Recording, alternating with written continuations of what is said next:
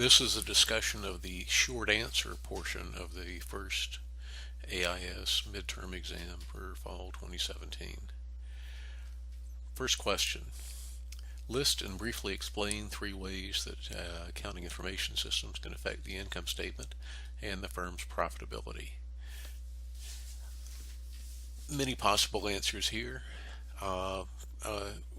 Gave 3 points for each answer that list an income statement element and references an AIS process that can affect the element. So not just listing AIS processes, but linking them to their effect on the income statement. And if you got 3 answers listed, you get a bonus point to bring you up to the 10 points. So a couple of examples. Your revenues can go up, which will ultimately fall to the bottom line. If the company has better information about customer tastes and preferences, that helps them to retain existing customer relationships and to attract new customers. So that's a positive impact on the income statement. If you've got AIS, supply chain management software or whatever, that helps you manage your inventory better, means you keep the right quantities of goods on hand and sell them before they become obsolete, that will reduce your cost of goods sold because you're not having to write off obsolete inventory. You can also reduce your cost of goods sold if your information system lets you have the right items in the right place at the right time, so you don't have to express them from one location to another or go out and buy something special that customer wants that you don't have in inventory. If you've got a better information system, that will help you keep your logistics and procurement costs down.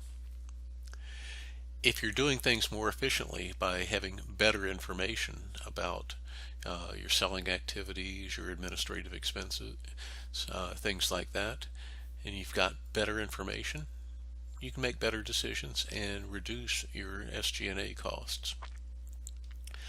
Also on the income statement, if you are carrying less inventory, you have to borrow less money to finance the inventory, your interest expense can go down. So as long as you list 3 items, that will get you full credit for number 1. For number 2, business value is defined as all items, events, and interactions that define the financial health and well-being of the firm. Value may come from suppliers, customers, employees, or even information systems. That's talking about businesses. How does a not-for-profit entity like the International Red Cross define its business value? Well, in order to figure out your business value, you kind of have to have something that's measurable. Not just, oh, we do good works, but how much are we doing in the way of good works? Accepted any reasonable answer that gave some measurable item that's related to the mission of the International Red Cross. For example, they could define their business value in terms of tons of supplies collected and distributed to disaster areas. Can define business value as their proportion of donations delivered to the humanitarian missions and not consumed by overhead. So that's one way they can add business value. They can define business value related to the number of countries in which they're conducting humanitarian missions. Couple of points here. Sheer volume of donation revenue is not a measure of the value provided by the International Red Cross. Increasing the amount they collect is not a measure of business value.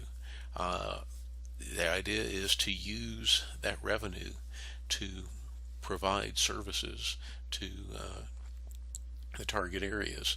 Likewise, the number of disasters that they support is not really a good measure of the value of the International Red Cross, because if you've got bad weather or earthquakes or whatever are more frequent in one year, you'll have more missions.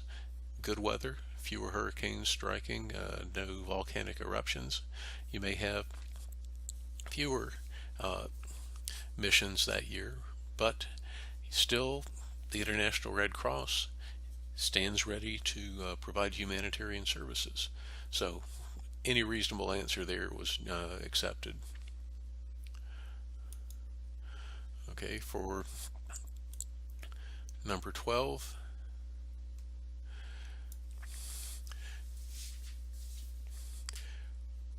looking at how to implement that class diagram given the accompanying list of attributes and identifying primary keys and foreign keys. The table that was given to you lets you put the primary keys in one column, the attributes in another column, foreign keys in another column, or you could put them all in attributes, but just make sure they're designated as primary key or foreign key. And you can do this in any order, but you need to make sure that you assign all of those attributes to a particular table or set of tables. Starting with teams, logical primary key for teams is team ID, and the attributes, the other information that's going to be collected, the team name and the number of players on that team. And you also want to know what league that team plays in, whether it's kickball, softball, volleyball, field hockey, whatever. So that league ID would be a foreign key that links that team up to a league field. Players get assigned to a particular team. The primary key there, the unique identifier for each player, is going to be player ID, and the attributes that are stored in the player table are going to be the name, their age, and their average. Okay, for games, you've got a list of games. You can identify each one by a game number. Attributes are going to be game date, and you want to know what field it was played on, and there is a separate table for fields, so you can link that through the field ID foreign key. And the leagues, or sorry, and the fields, primary key in the fields is going to be field ID, which is the foreign key from games, linking to the primary key in fields. That's going to have field location, field name. For leagues, you've got a league ID, the league name, the league sport, and that links to the teams. Okay, and you can set up some linking tables. There are many possible fields, there are many possible leagues, there are many possible players, many possible teams, and many games.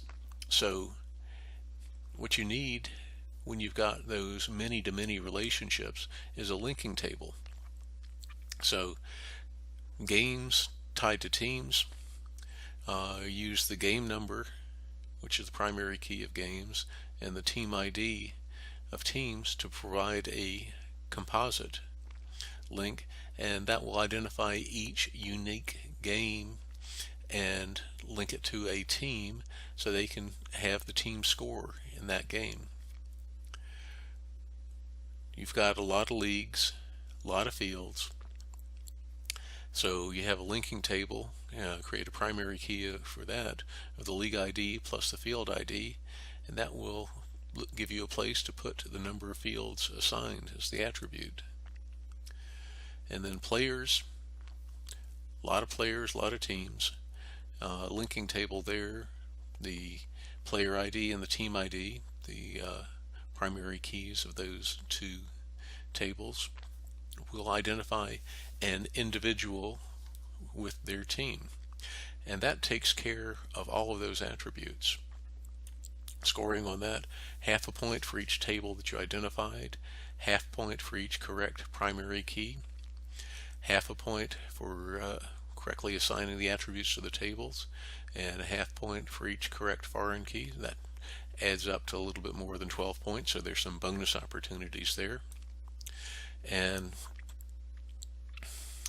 The last question is asking you to list 3 actions that Target could have taken to minimize the problems that they had in rolling out their ERP system, and identify the additional cost elements that would attach to the actions and the likely benefits to Target from taking the action. Finally, identify which one of those actions would have the greatest net benefits. You can do many possible things here. Gave 2 points for each action, as long as it's a reasonable action. 1 point for identifying the cost for that action. 1 point for identifying the benefits. And then that last point, the 13th point, comes from highlighting the single action with the most benefit. And that's going to be a judgment call, so as long as you had a reasonable basis for it and identified your leading candidate, you got credit for that. So a couple of examples for things they could have done. They could establish better procedures for validating the data during the input process against manufacturer catalogs or other information. That would require additional processing time. That's a cost. It takes time to track down and resolve exceptions, so that's another cost. The benefit would be that they find problems as they occur rather than at the end of things when they're trying to run the system and it crashes. Okay. They could also have used data entry personnel rather than entry-level people. Data entry personnel with experience in Target's inventory, so they know what realistic values are, who the manufacturers are, that sort of thing. They're likely to have to pay higher wages for them or take them away from other duties. Both of those are costs to Target for using more knowledgeable people, but the benefit is that they're going to catch a lot of the data input errors. So you have to evaluate that. Is it worth finding and resolving the problems as they arise rather than waiting till the end and finding out the system doesn't work? Another thing that Target could have done is to set reasonable workloads and deadlines. Crushingly tight deadlines, mammoth project, not enough time to do it right. Well, there may not be enough time to do it right, but they sure had to find the time to do it over. So costs of setting reasonable workloads and deadlines, either you would have to bring more resources in, or if you did it with the same amount of resources, it's going to slow down getting the system implemented, and it's going to spill over to delay opening the Target stores, which means you have some lost revenues from that. The benefit is it's cheaper to do it right the first time.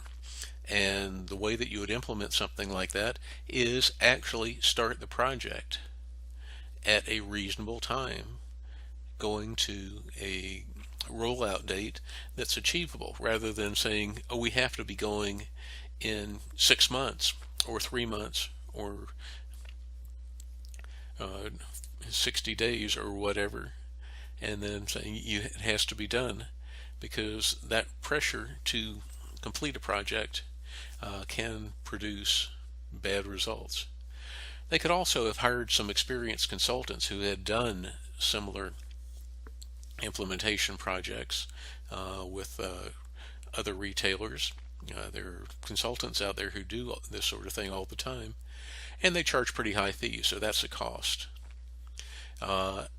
Also, the consultants, after the project is over, will go away, so you haven't trained any people within Target on the system, so you really lose that institutional memory for the system. But there is a benefit. It's likelier to succeed, and if the project doesn't work, then you have somebody else to sue.